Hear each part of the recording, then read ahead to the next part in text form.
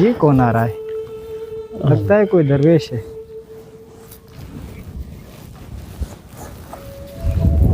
آئیے بابا جی، بہت تیز دھوپ ہے، آپ کو کنویں کا ٹھنڈا پانی پلاؤں؟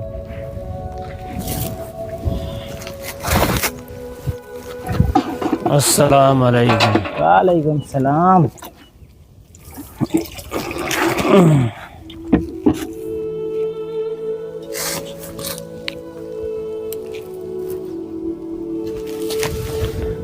بسم اللہ الرحمن الرحیم۔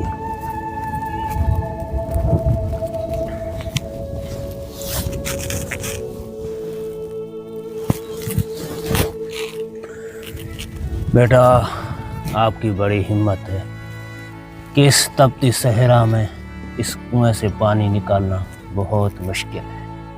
ہاں بابا جی، کنواں بہت نیچے ہے، پانی نکالنا بہت مشکل ہو جاتا ہے۔